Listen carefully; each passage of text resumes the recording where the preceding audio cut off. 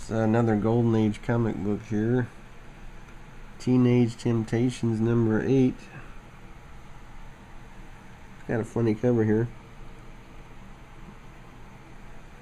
You keep out of this, Fenton. I'm not losing the time and dough I invested in this chick.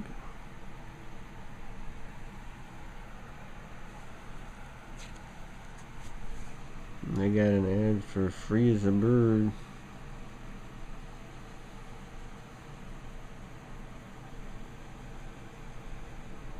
This comic came out in I don't see what 1954.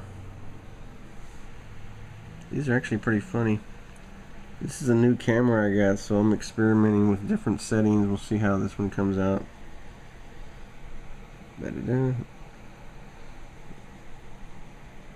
This story here, this girl is from fleeing from Germany with her parents from the Gestapo. They wind up in Italy. This guy here is supposed to take her to America. They're supposed to take the whole family, but her parents wind up dying from the flu, it says. So she gives him the money there. He's supposed to take her over to America after the war. She winds up living with this family in Italy for 4 years. And he's going to take her over to America, but he's taking her there illegally.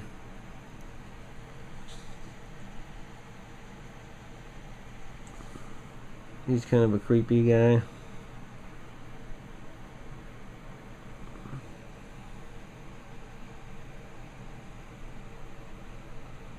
So they make it to America.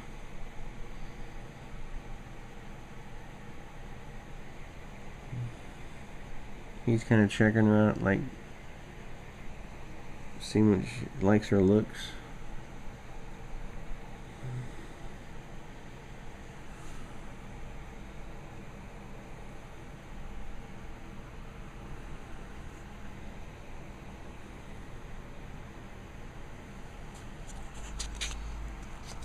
So this guy's a shady character. He brought this girl over illegally. He's going to be using her to try to make money. He's got a scam going where he brings this guy over, makes the guy fall into the water off his boat. He gets wet, so he suggests the guy takes his clothes off.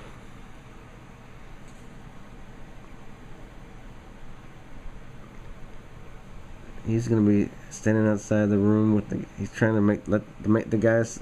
He's expecting the guy to have sex with this girl, or take his clothes off, or take her clothes off. He's gonna take pictures.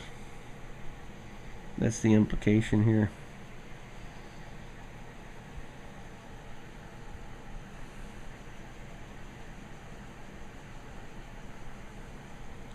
So he beats her up here and slaps her around because she didn't have sex with the guy. He wanted pictures of them, of the guy and the girl, in a compromising position.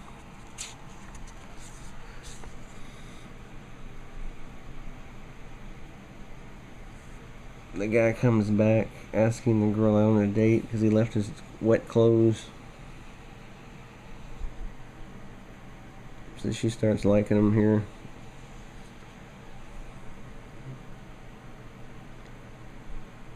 Then the guy comes in. The party's over. He's like gonna try to. I don't know. This story doesn't make a lot of sense. They don't really show anything, but it says he's gonna make this guy pay money for the photos he took of him and the girl, even though they don't really show them doing anything. I mean, I guess, I don't know. Maybe the implication is that they had nude photos of them having sex, which is not shown in the comic book, but she's praying that the photos don't come out, and then they come out. He'll pay it through the nose for this picture, the creepy guy says. So one day the bad guy leaves. He finds the photos and negatives. She's going to escape. Takes a truck. Takes a bus out of town. Well, she turns herself into the police. And she's all in the newspapers because she's an illegal alien from Germany. Then Fenton shows up, the guy that she met. He says he's in love with her. Da da da da da. The guy left. The guy with the boat. So they decide to go to Canada and get married before they can figure out how to get her into the States legally. And then it ends happily ever after, I guess. Okay, that story was kind of weak. Telltale Love. These comics are pretty funny. They're quite humorous, actually. This one here, this girl was in love with this older guy since she's been a young girl. And she gets jealous because she finds out he's going to be getting married.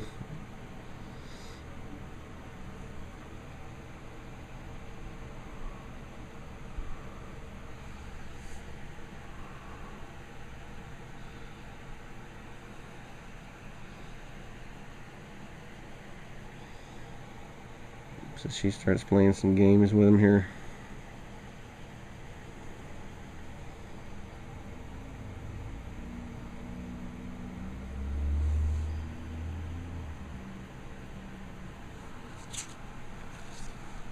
So she starts spreading rumors that this guy that she likes has to get married. I guess the implication is that the girl's pregnant.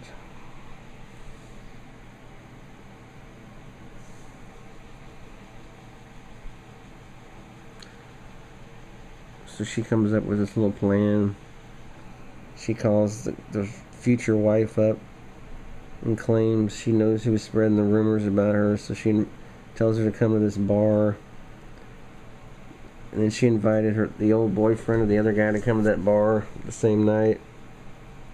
Then she called the guy that she likes over to her house and makes up a story about, there's a rumor going around that the two of those are meeting up by the bar.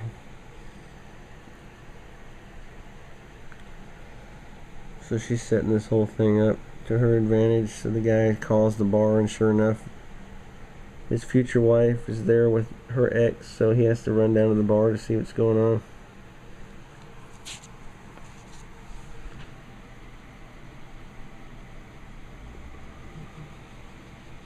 And sooner or later, he figures it out that she's the one setting all this shit up. So she finally confesses. And then the two live happily ever after. And then she meets some guy at the wedding. And she's gonna live happily ever after. The end. Well, this story here is kind of good. The masquerade marriage. These two girls want to go hang out with the wild people who hang out around the waterfront. They meet these wild young guys.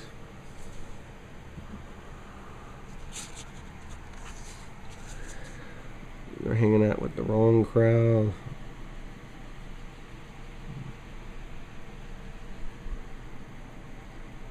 They're smoking cigarettes or weed, it didn't say.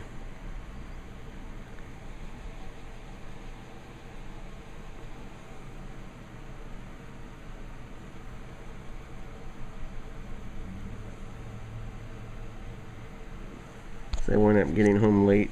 They make up some story to their parents.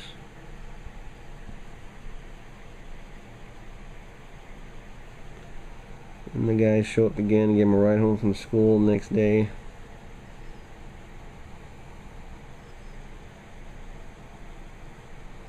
And they find out these guys are older. They're like in their 20s with a car and jobs.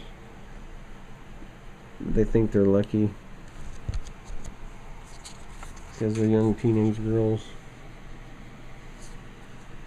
So they keep hanging out with these guys.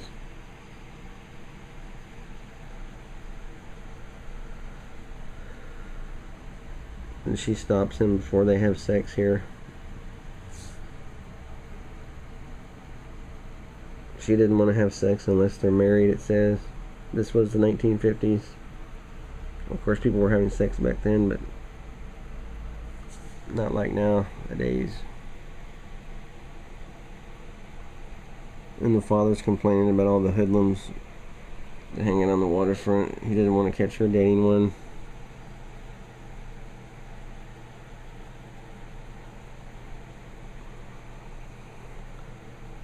So they agree to have another night out on the town. He asked her to marry her.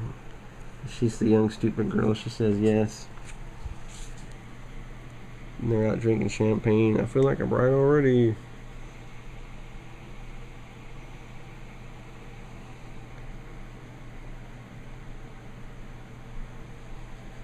They think it's just a gag. They don't really think the guys are serious. But then they get this one girl gets scared because the other guy asked her to marry her also.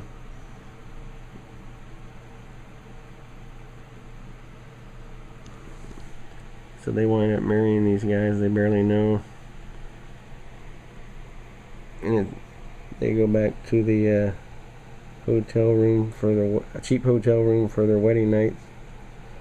And this is a funny line here. It wasn't anything like wedding nights I've read about. Bob wasn't sweet and gentle. He was rough, almost brutal. It's funny. And her friend knocks on the door. We're not really married. It's all a hoax. So these two guys were lying. They weren't really married. It was like a scam just to have sex with these two young girls because they didn't want to have sex until they got married. Which is kind of funny.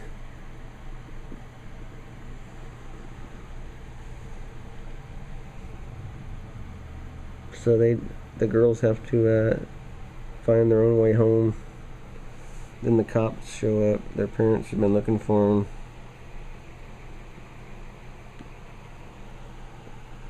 Then they have to confess to their parents the whole ashamed story, scandalous story.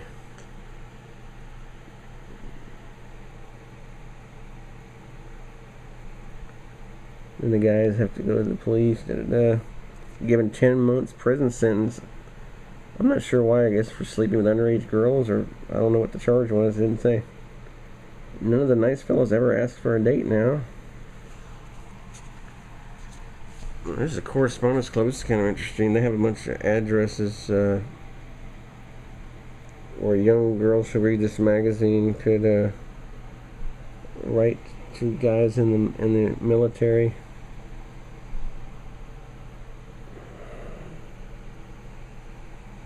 Back in the days.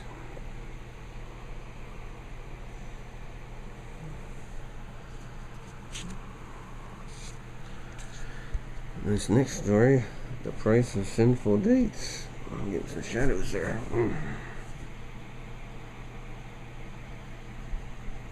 Well, this girl's like the popular high school girl.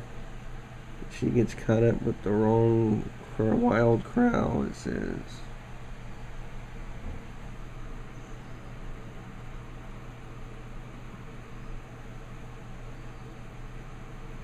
Well, this guy's the band leader. He suckers her in with some bullshit story about he likes her singing. But here's the famous panel in the price guide. They claim they're smoking marijuana right here, which says, "Give me a couple of drags on that, doc. Go easy, catfish. You got an audience."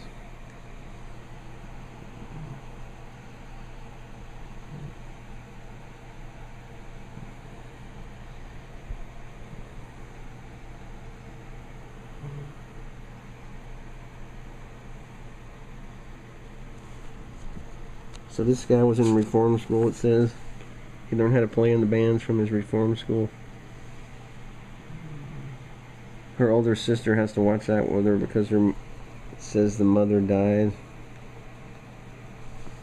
And I guess her father's not very attentive. I don't know. It didn't say why he's not taking care of his own daughter.